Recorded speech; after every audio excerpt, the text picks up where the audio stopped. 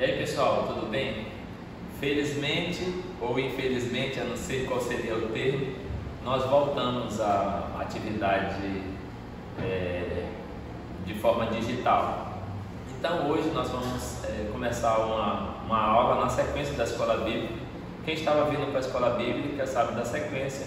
Hoje nós vamos trabalhar a lição número 4, que tem como tema Tempo de Agir.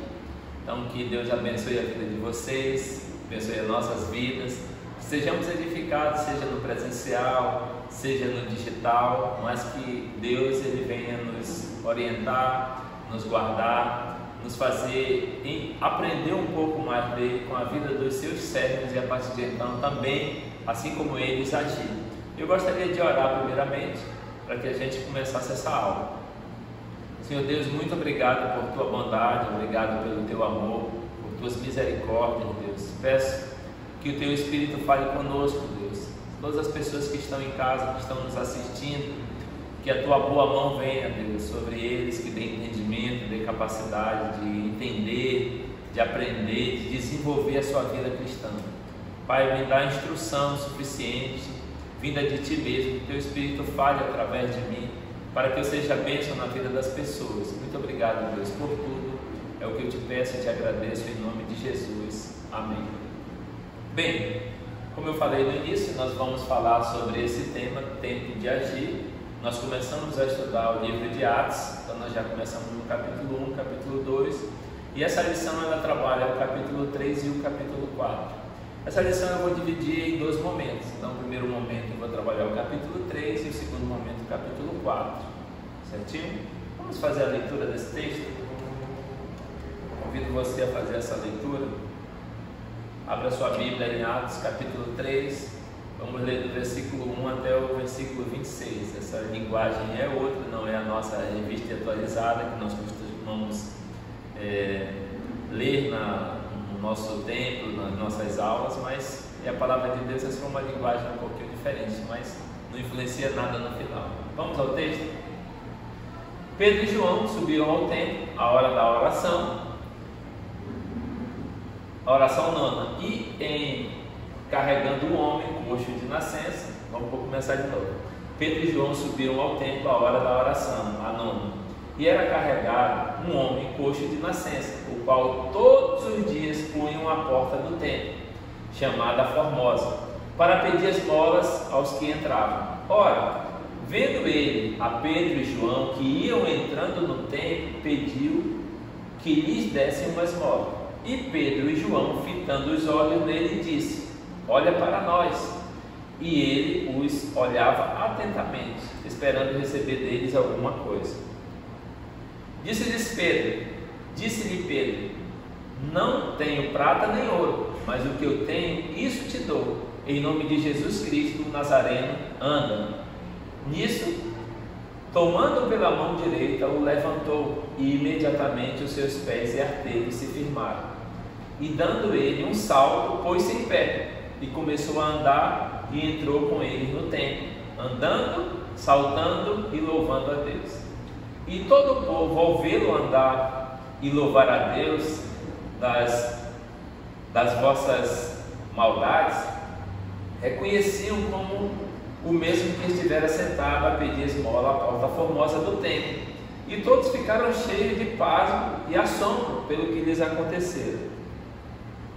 Apegando-se o homem a Pedro e João, todo o povo correu atônito para junto deles, ao pórtico chamado de Salomão. Pedro, vendo isto, disse ao povo: varões israelitas, por que vos admirais deste homem? Ou por que fitais os olhos em nós, como se por nós, pelo nosso próprio poder ou piedade, o tivéssemos feito andar? O Deus de Abraão, de Isaque e de Jacó, o Deus de nossos pais, glorificou a seu servo Jesus, a quem vós entregaste e perante a face de Pilatos negastes, quando este havia resolvido soltá-lo. Mas vós resgatastes o santo e justo, e pediste que vos concedesse um homicida, no outro texto, e matastes o autor da vida, a quem Deus ressuscitou dentre os mortos, do que nós somos testemunhas.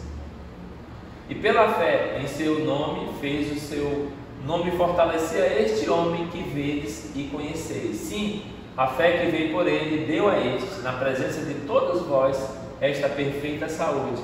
Agora, irmãos, eu sei que o fizeste por ignorância, como também as vossas autoridades. Mas Deus assim cumpriu que já antes, pela boca de todos os seus profetas, havia anunciado que o seu Cristo havia de padecer. Arrependei-vos, pois, e convertei-vos, para que sejam apagados os vossos pecados, de sorte que venham os tempos de refrigério da presença do Senhor, e envie ele o Cristo, que já antes foi indicado, Jesus, a qual convém que o céu receba até os tempos da restauração de todas as coisas, das quais Deus falou pela boca de seus santos profetas desde o princípio. Pois Moisés disse: suscitar-vos-á o Senhor vosso Deus dentre vossos irmãos um profeta semelhante a mim. A ele ouvireis em tudo quanto vos disser. E acontecerá que toda alma que não ouvir a esse profeta será exterminada dentre o povo. E todos os profetas, desde Samuel e os que sucederam, quantos falaram, também anunciaram esses dias. Vós sois os filhos dos profetas e do pacto que Deus fez com os vossos pais, dizendo a Abraão: na tua descendência serão abençoadas todas as famílias da terra. Deus suscitou a seu servo, e a vós primeiramente vos enviou para que vos abençoasse, desviando-vos a cada um das vossas maldades.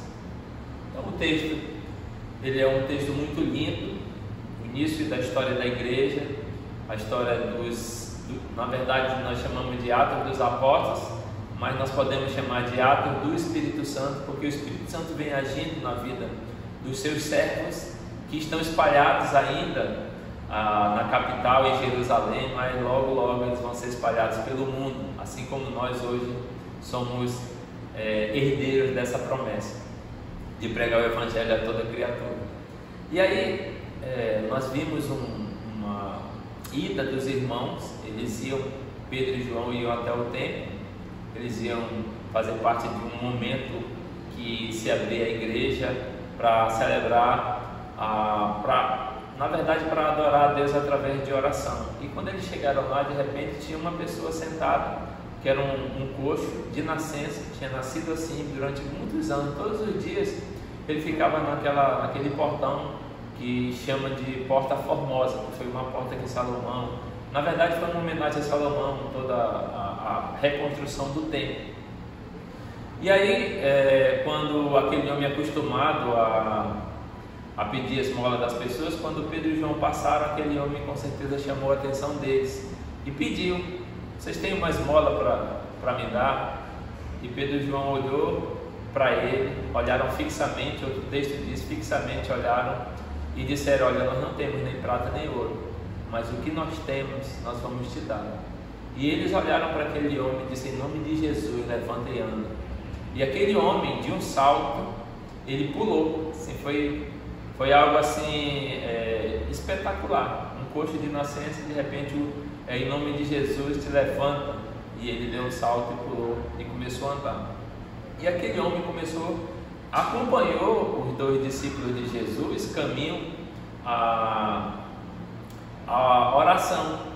E quando eles estavam ali naquele contexto, muita gente estava também entrando no templo, muita gente também viu aqueles acontecimentos e viram ele, os dois discípulos, mais o coxo entrar.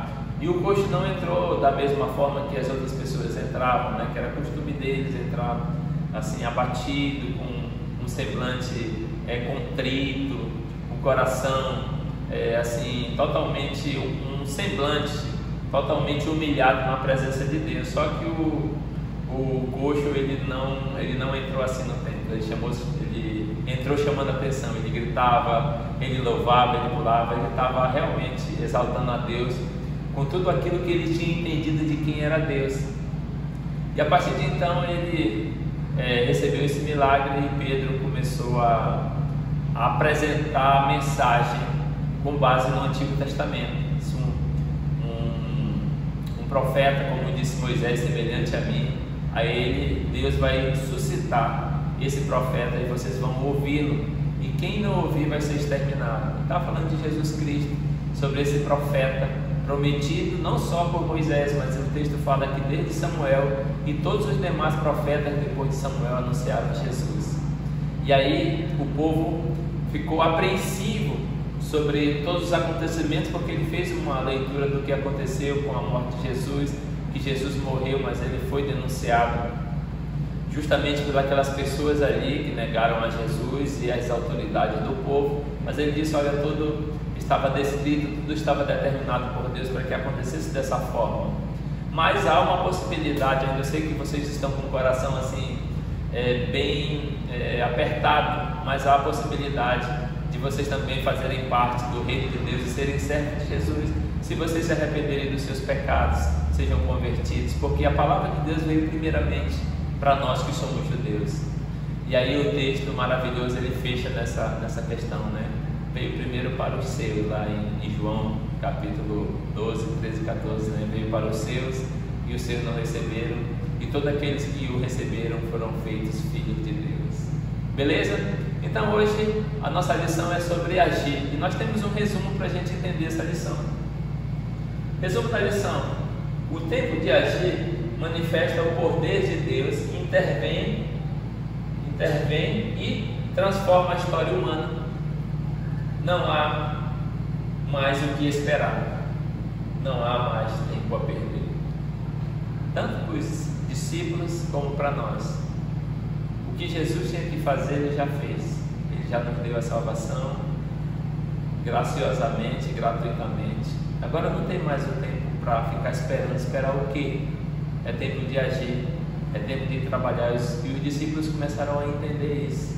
Eu não preciso mais ficar dentro de um cenáculo preso com 120 pessoas ali, morrendo de medo das autoridades, de poder ser de alguma forma morto, assim como Jesus. Mas Jesus apareceu para eles: ei, eu ressuscitei, olha para mim, olha aqui o meu coração, olha o meu lado, vê o corte que fizeram, olha minhas mãos aqui, os meus pés, me dá o que comer aí. Então Jesus ele ressuscitou e disse: olha, eu ressuscitei e agora eu dou o Espírito Santo da promessa para vocês. E aí no Atos capítulo 2, foi na lição passada, o Espírito Santo veio e habitou neles, e veio de forma maravilhosa, Pentecostes, e eles falaram como língua de fogo e ficaram cheios do Espírito Santo e saíram daquele local que eles estavam com medo. Eles se tornaram homens corajosos, que o texto diz que eles tinham intrepidez para falar ousadamente sobre as verdades de Deus. E aí a continuidade disso chega no capítulo 3 e diz: ei, é tempo de agir, vamos trabalhar, vamos começar a servir a Deus. Beleza? E aí a nossa aula, ela tem 4 momentos. Nós temos o primeiro momento da aula, que é muda as situações da vida. O segundo, oportuniza a proclamação do Evangelho. O terceiro, levanta a oposição. E o quarto, canaliza as reações para a inteira dependência e submissão a Jesus. Essa aula, como eu disse, ela se divide em 2 partes. O que eu vou fazer hoje?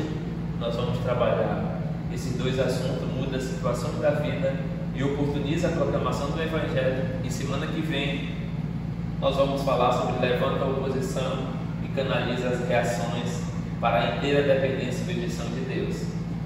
O nosso texto base se divide em Atos capítulo 3 e Atos capítulo 4.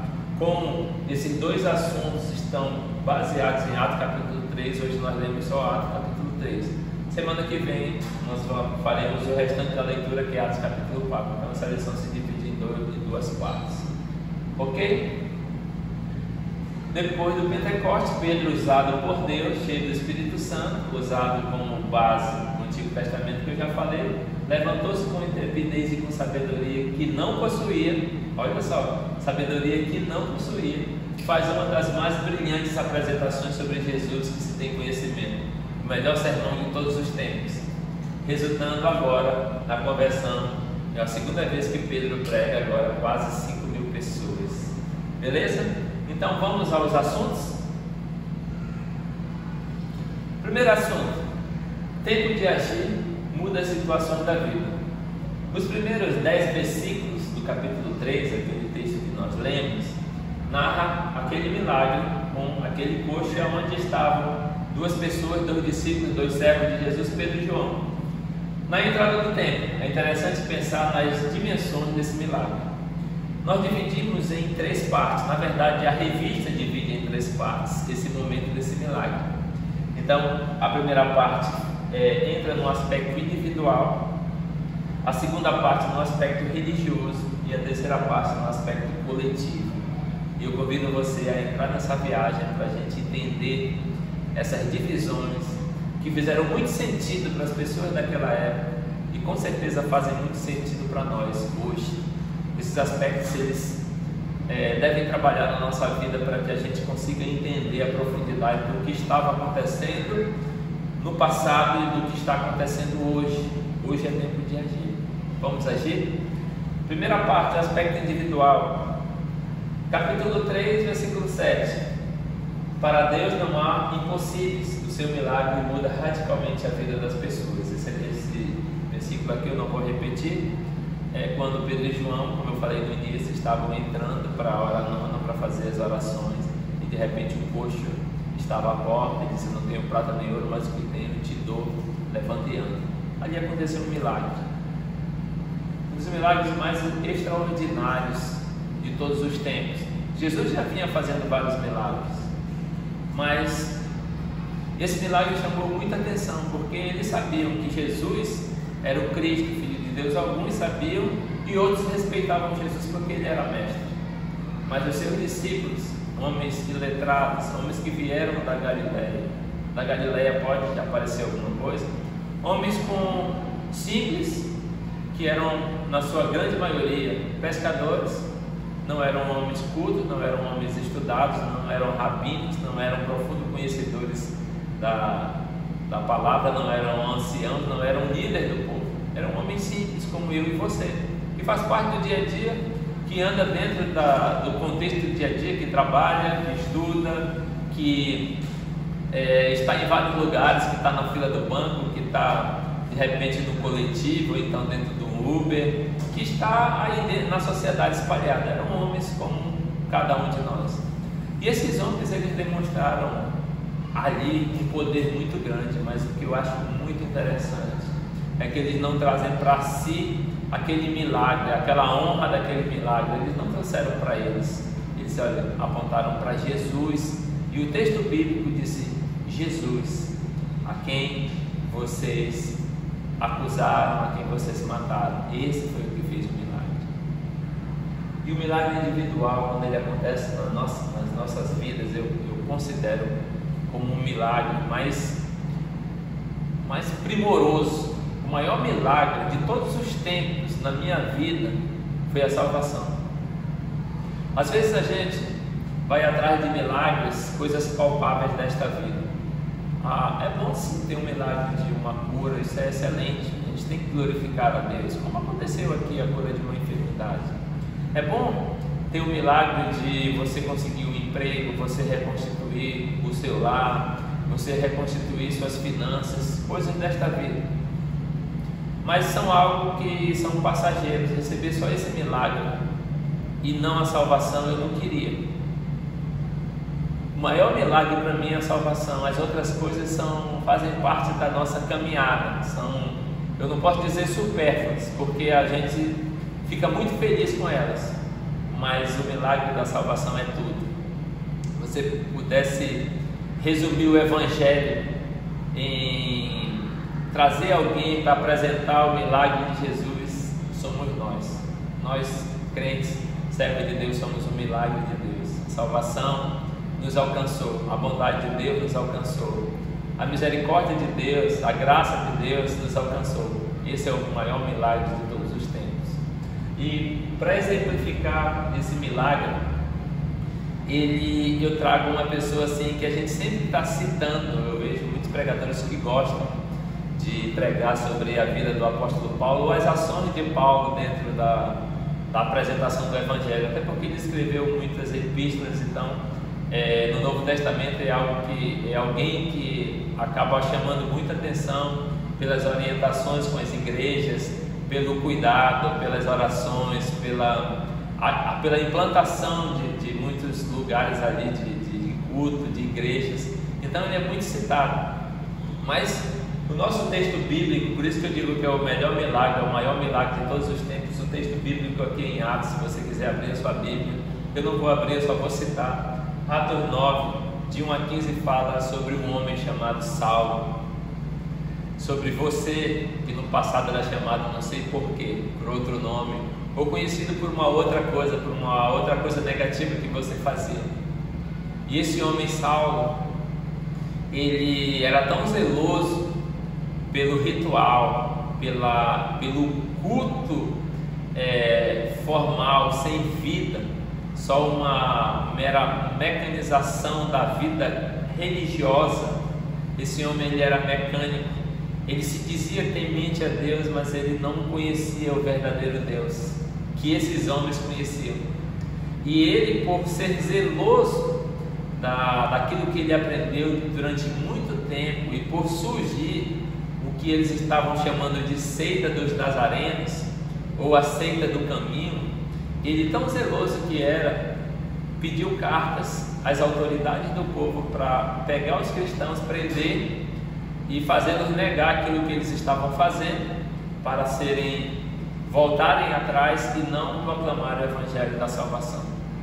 E esse homem, de repente, caminhando com alguns soldados, ele tinha autoridade para fazer. Diz o texto anterior a esse, antes dessa saída dele para pegar os discípulos de Jesus, ele estava com a morte de Estevão, ele pegou as vestes das pessoas que mataram Estevão. Então ele foi cúmplice da morte de Estevão, ele estava ali também fazendo parte daquele grupo que matou o servo de Jesus, o diácono Estevão. E aí é interessante que, eles se fortaleceram com a morte de Estevão, e de repente ele, não, agora eu vou pegar todo mundo, já pegamos Estevão, agora nós vamos exterminar os cristãos. E ele, de caminho a Damasco, naquele cavalo, achando-se muito importante, achando-se que estava fazendo e cumprindo a palavra de Deus, de repente o Senhor Jesus, o próprio Senhor Jesus aparece para ele e diz: Saulo, Saulo, por que tu me persegues? Ele: quem é tu, Senhor? Eu sou Jesus, a quem tu persegues. E de repente ele cai, e quando ele levanta cego, e as pessoas direcionam ele para certo lugar, e ele, religioso como estava orando ou rezando. E o Senhor Jesus disse para um servo dele chamado Ananias: vai lá na rua direita e fala com Saulo e fala para ele da palavra de Deus. Ele disse: mas Senhor, esse homem, há muito tempo a gente tem ouvido falar que ele persegue os cristãos, e o objetivo dele ter vindo para cá é prender todo mundo e matar todo mundo. Aí Jesus disse: olha, esse cara vai servir para mim como um instrumento na minha mão. Ele realmente vai saber o que é sofrer pelo meu nome. E aí o Ananias foi lá, falou da palavra, as escamas caíram dos olhos e houve uma transformação. Isso é o maior exemplo do individual. Então, quando a palavra de Deus vem, ela impacta a vida de uma pessoa ao ponto dela não conseguir resistir isso aí. E a salvação, ela vem agregada de transformação, mudança de vida, mudança de atitude, mudança de mente, de posicionamento, de ação. Uma vez ele foi para Damasco para prender as pessoas, agora ele está em Damasco pregando a palavra. As pessoas se assombraram: o que é isso, meu Deus? O que está acontecendo? Estou em Damasco. Paulo está em Damasco, ao invés de estar prendendo as pessoas, ele está pregando a palavra. Chegou ao ponto dele ter que sair de Damasco dentro de um cerco, de uma muralha, e ele conseguiu fugir de lá, porque senão as pessoas iriam matar ele. O segundo momento desse aspecto milagroso é o aspecto religioso. Então, quando Deus age, a adoração não é mais a mesma, não há mais formalidade litúrgica. É muito comum as pessoas criarem uma forma de adoração a Deus. Não existe uma forma de adoração a Deus, não é? Lembra que eu falei que aqueles homens, eles entravam humildes ali, com aquele semblante caído, como se fosse um anjo de candura, que nunca pecaram. Então eles entram ali na presença de Deus, contrito, humilde, e com isso é uma mera, às vezes, formalidade de se pensar que aquela pessoa ela é mais santa do que outras, ou fazendo assim Deus se agrada. Deus ele não está preocupado com o externo, com o que eu mostro para os outros homens. A minha adoração a Deus não tem nada a ver com a forma que os homens olham para mim, meu aspecto, minha veste, minha roupa, meu cabelo, o meu aspecto físico não tem nada a ver com adoração, ou o que os homens pensam. Então às vezes você vê um cara cheio de tatuagem, só a título de exemplo para mexer mesmo com você, o cara cheio de tatuagem, chega no templo todo tal, aí diz, esse cara, esse é um adorador? Aí chega um todo humildezinho e tal, aí ó, esse aí é adorador, aquele ali não é não. Os homens olham somente as aparências, mas Deus, ele vê o coração. E aí aquele momento litúrgico de toda aquela pompa religiosa, naquele templo sinuoso, o lugar de adoração, o lugar de entrar daquela forma toda humilde é quebrado por um cara que está louvando a Deus de uma forma diferente. Ele entra ali, ele pula, ele grita, ele louva, diz Senhor, muito obrigado. Talvez ele estivesse lembrando de um louvor e ele entrou adorando. Eu sei que tem que ter organização no tempo, ninguém pode bagunçar desse jeito, mas o que eu estou falando é o que estava dentro, no interior dele. Ele estava de fato louvando a Deus, de fato adorando a Deus. Ele entrou naquele lugar para adorar. Diferente de muitas vezes nós entramos como uma mera formalidade. Hoje eu vou à igreja, sentar lá, mas a mente, o coração está em outro lugar. A pregação está chata, hoje custou demais. Hoje a pessoa pregou uma hora e meia. Que coisa terrível, eu não aguento mais. O coração está em outro lugar, porque quem ama a Deus, quem busca a Deus, quem tem prazer na lei do Senhor, como diz o Salmo 19, ele quer ouvir, ele está ansioso, é como esponja ali pegando água, assim, se enchendo. Então ele quer mais. Mas quem é formal, quem está cumprindo uma mera formalidade, o culto é chato, o culto custa, a mensagem não é boa, o pregador não é bom, não gostei da camisa dele, não gostei do que ele está falando, a linguagem dele não é legal. O verdadeiro adorador é aquele que sente prazer na lei do Senhor. E esse homem, esse coxo, esse ex-coxo, agora servo do Deus vivo, ele está ali louvando como se deve louvar, como se deve agradecer, como se deve caminhar com Deus. E o último aspecto desse primeiro slide é o aspecto coletivo. O impacto do milagre de Deus abre portas para a mensagem do Evangelho. Os servos de Deus, eles estavam ali para adorar, eles foram para orar. E aí, eles não marcaram um horário, eles não sabiam que eles iam fazer um milagre, eles simplesmente estavam em direção de um local de adoração. Acontece na vida da gente também. Não existe um local específico para acontecer um milagre. E não existe um local específico para pregar a mensagem, ou para haver uma salvação, uma conversão. Não existe nada disso. Aqueles homens, eles estavam andando e de repente Deus, ele criou um cenário e criou uma oportunidade, assim como acontece conosco. Com o nosso vizinho, com o nosso amigo, com uma conversa despretensiosa, com uma saída, com coisas que acontecem no dia a dia.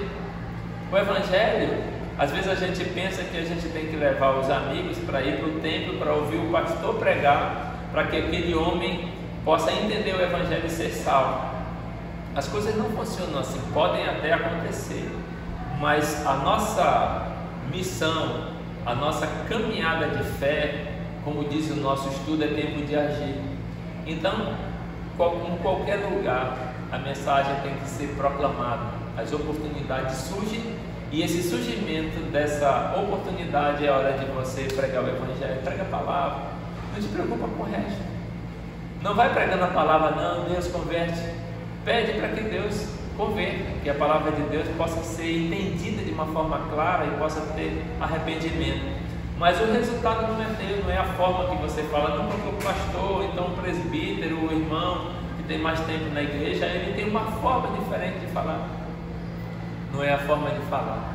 É o Espírito Santo que converte o homem do pecado, da justiça e do juízo. Nunca esqueça disso. Nunca diga que você não é capaz porque você não tem uma boa oratória. Com o que Deus te deu, com a forma de você falar, a maneira que você foi educado na sua casa, na sua vida colegial, essa é a maneira que Deus vai usar você para apresentar o Evangelho a outras pessoas. Não se preocupe com detalhes, são detalhes. Quem converte é Deus, é o Espírito Santo que entra no coração e faz toda essa transformação. Beleza? Então, tempo de agir muda situações, as situações da vida, de forma individual, de forma religiosa. Você não vai ser mais um religioso, mas um adorador. E também no aspecto coletivo, onde pintar, você vai lá e bota a bola para dentro do gol. Não interessa se o campo é de barro, se é uma quadra, se o campo é de terra, o que for, coloque a bola para dentro do gol e o resto é com Deus. Fechou? Vamos ao segundo aspecto e último da nossa aula. Tempo de agir oportuniza a proclamação do Evangelho. Pedro se utiliza da oportunidade do milagre para apresentar Jesus como Salvador.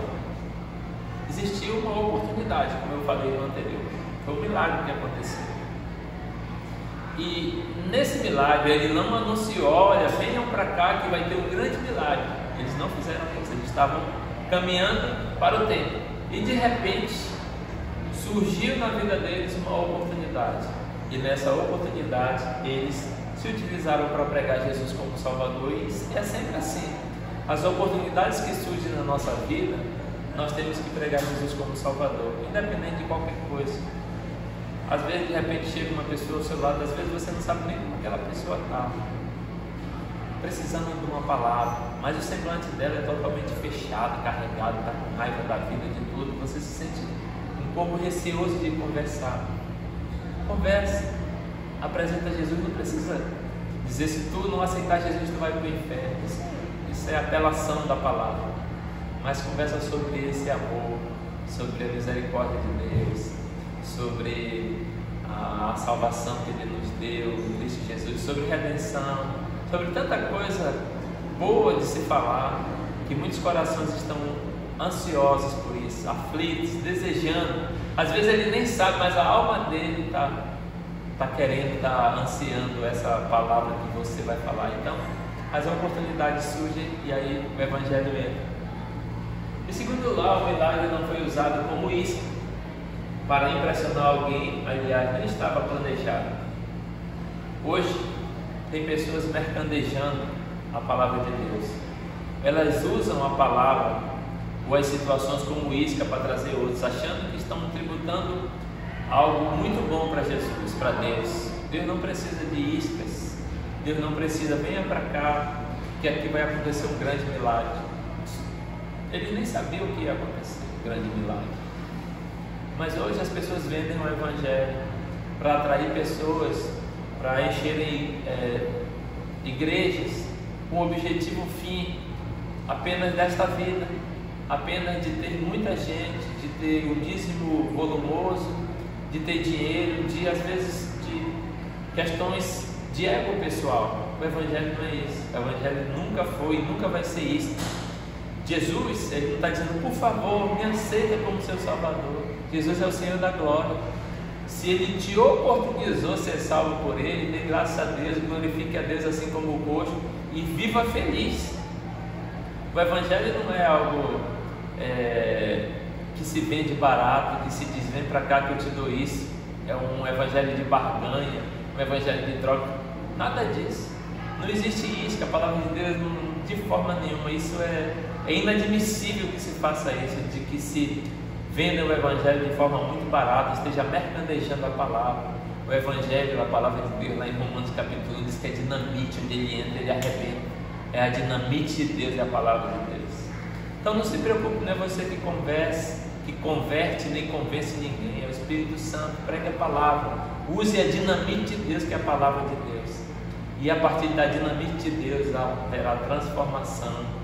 E nunca utilize isca para pescar ninguém. Ninguém é peixe, é ser humano. Então, isca é para peixe, mas o objetivo de pegar o peixe é simplesmente comer. Nós O Senhor Jesus falou para Pedro que agora, doravante, você vai ser pescador de homens, para glorificar a Deus dessa forma. E você também, doravante, é pescador de homens. Nesse lugar, Pedro expõe a palavra com fundamento nela mesma.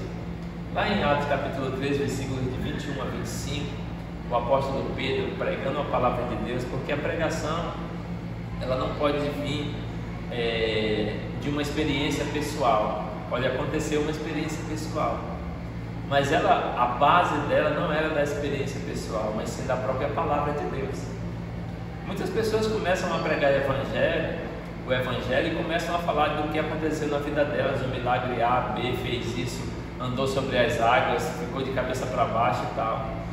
Isso é a experiência pessoal dele, que ele seja abençoado, foi abençoado por isso, e ele pode fortalecer outras pessoas para serem abençoadas também, mas isso não é a palavra de Deus, isso não está descrito na Bíblia. Então, quando a gente pregar a palavra de Deus, a gente tem que pregar, quando a gente falar sobre Deus, sobre a mensagem de Deus, sobre Jesus, a gente tem que ter base na palavra de Deus. Esse é o fundamento inegociável. Outro fundamento não tem, milagres acontecem. Não, esse fundamento não, o fundamento é a palavra de Deus. Por isso que Pedro, quando ele está falando para o povo, que o povo tinha conhecimento disso, ele vai em Moisés.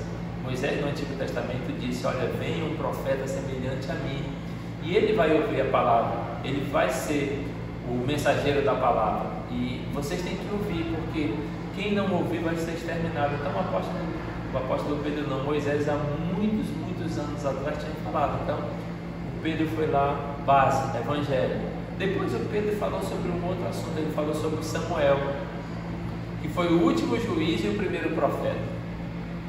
Então Samuel ele vem falando sobre Jesus, ele dá um indicativo de Jesus, e ele diz, a partir de Samuel, todos os outros profetas, então Isaías, Jeremias, Daniel, os demais, Ezequiel, todos os outros profetas maiores e profetas menores, todos eles falavam de Jesus, de uma forma ou de outra, dentro de um versículo, mas eles estavam anunciando o Evangelho.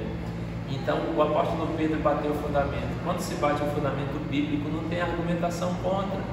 Por quê? Porque é a Bíblia que está falando, e não é descontextualizada, porque às vezes a pessoa pega apenas uma parte do texto para tentar criar uma base bíblica. Pedro não usou parte do texto, Pedro usou Moisés, usou lá o Pentateuco, Pedro usou 1 e 2 Samuel, que foi Samuel que escreveu, Pedro usou Isaías, Jeremias, todos os profetas, todos os livros, profetas maiores e menores. Pedro pode, não falou aqui, mas os salmos também, eles anunciaram muito sobre Jesus. Então assim, os textos estavam coligados, Salmo, Isaías, 1 Samuel, 2 Samuel, todos eles falavam de Jesus. Então existe uma teia de base teológica e até pedagógica para as pessoas entenderem, para falar do Evangelho. Então a Bíblia se discerne espiritualmente, a Bíblia por ela mesma se explica. Então o apóstolo Pedro, com base em algo que era do conhecimento do povo, conhecimento das pessoas que estavam ouvindo, usou a própria palavra para falar sobre Jesus. Em quarto lugar, toda mensagem tem que levar o povo ao arrependimento de seus pecados. Toda mensagem tem que levar o povo ao arrependimento de seus pecados. Toda mensagem, queridos, que você vai falar, a mensagem do Evangelho, ela tem que convergir para o arrependimento dos pecados. Então não adianta um sermão. Existem sermões temáticos que vai falar de um assunto específico, de uma mensagem específica, mas os sermões ou a palavra evangelística, que aqui é uma palavra evangelística, e onde você estiver, você está evangelizando, sempre ela tem que convergir para o arrependimento do pecador, demonstrar que Cristo é o Salvador, que aquelas letrinhas lá, aquelas cores que as crianças aprendem lá no método APEC e outros, o preto lá é o pecado, nós somos pecadores. Eu não sei exatamente as cores, né? Aí fala de Jesus como Salvador, fala tem o branco, tem o verde, eu não saberia dizer, mas apresenta que todos nós somos pecadores, apresenta que há a necessidade de uma redenção, de uma mudança de vida, de que nós precisamos de um Redentor. Apresenta quem é o Redentor, Jesus Cristo, e apresenta que é necessário não somente pensar que se tornou cristão, mas se arrepender dos seus pecados. Então, reconhecer que sou pecador e me arrepender dos meus pecados. A partir de então é que Cristo entra na vida da pessoa, aí ele é um cristão. Então toda a mensagem que formos falar para as pessoas que estivermos evangelizando, ela tem que convergir para arrependimento. Sem arrependimento não há remissão de pecados, sem arrependimento não há salvação. Não existe salvação se a pessoa não se reconhecer o pecador. Por que ele está sendo salvo de quê? Então, está sendo salvo de quê? De absolutamente nada. Mas quando você se reconhece pecador, Senhor, eu reconheço que sou pecador, aí você está se arrependendo dos seus pecados. Porque Pedro, quando Jesus entrou na vida dele, quando ele se arrependeu dos seus pecados, ele reconheceu, quando Jesus fez aquele milagre lá, que ele estava, aquela pesca, que ele não conseguiu pescar, Jesus entrou no barco dele, começou a pregar para a multidão. Pedro viu aquilo e disse: Senhor, aparta-te de mim porque eu sou pecador. Então ele reconheceu que ele era pecador, e aí Jesus fez o chamado: tu vai ser para mim pescador de homens. Um outro foi Isaías, né, que disse: eu sou um homem de lábios impuros, habito no meio de pessoas com uma vida impura, com lábios impuros, e eu vi o Rei da Glória, e eu vou morrer. E aí Deus foi lá e pediu que o anjo pegasse uma tenaz, colocasse na boca dele e purificasse. Ali também reconheceu ser pecador e foi salvo por Deus. Então nós só podemos ser salvos por Deus se nos reconhecermos pecador, pedir misericórdia, a graça de Deus para sermos salvos. Aí sim, há uma nova criatura. Então a nossa mensagem tem que levar ao arrependimento de pecados. E por fim, não se preocupe com a colheita, a salvação depende de Deus. Atos capítulo 4, versículo 4, eu acho que eu até tenho aqui. Diz assim: muitos, porém, dos que ouviram a palavra aceitaram, subindo o número de homens a quase 5.000 pessoas. No outro texto está falando que chegou a quase 3.000 pessoas e agora a quase 5.000 pessoas. E outro texto diz que dia a dia, quando os servos de Deus estavam em comunhão, orando, buscando a Deus, diz que o Senhor ia acrescentando os que iam sendo salvos. Não se preocupe com o resultado. Jesus, quando ele falou lá em Mateus 28, disse de pregar o evangelho a toda criatura, ele não falou nada de resultado, ele disse só: vai lá e prega o evangelho. O resultado é com ele. Não se preocupe com isso. Poxa, há anos que eu prego e que eu falo da palavra para o meu esposo, para minha esposa, para o meu amigo, para minha irmã, para o meu pai, para minha mãe, mas ele não se converte. Continue orando, continue proclamando a palavra. O Senhor Jesus é que converte o coração. No tempo certo, Ele vai trazer essa pessoa para Ele. Fique tranquilo, fique calmo. A nossa missão é pregar a palavra de Deus e o resto é com Deus. Beleza? Assim fechamos a nossa primeira aula. Que Deus o abençoe grandemente e possamos refletir sobre essa questão do agir. Às vezes a gente pensa em agir uma coisa assim miraculosa. Eu tenho que ser missionário, eu tenho que ir para a África, eu tenho que ir para o Ribeirinho, Calma. Tem pessoas que têm chamados específicos, elas vão e a gente ora, pede que Deus os abençoe, os dirija, os guarde e os faça prosperar naquilo que eles escolheram. Mas alguns são chamados para ficar onde exatamente estão, na família que está, no bairro que está, nas pessoas de convivência em que está, e ali você vai ser esse missionário de pregar a palavra. Então, não se aflija porque você não foi. Às vezes você é missionário do seu filho, do seu neto, das pessoas que estão ao seu dia a dia. Você é chamado para proclamar a palavra para essas pessoas. A conversão, como eu já falei, é com Deus. Coloque na mão de Deus, peça misericórdia e frutifique na vida cristã, que esse fruto ele é maravilhoso. Eu agradeço muito esse primeiro momento e eu aguardo você na semana que vem. Deus abençoe. E antes disso eu vou orar. Pai, obrigado pela tua palavra. Eu te peço que faça sentido na vida dos nossos irmãos, faça sentido na vida das pessoas que estão ouvindo, Deus. Possam entender que o Senhor é Salvador, que o Senhor é Deus e que o Senhor não está nem pedindo para mercadejarmos, nem mendigarmos a palavra. Muito obrigado por tudo, em nome de Jesus, amém. Beleza, pessoal? Muito obrigado, até mais.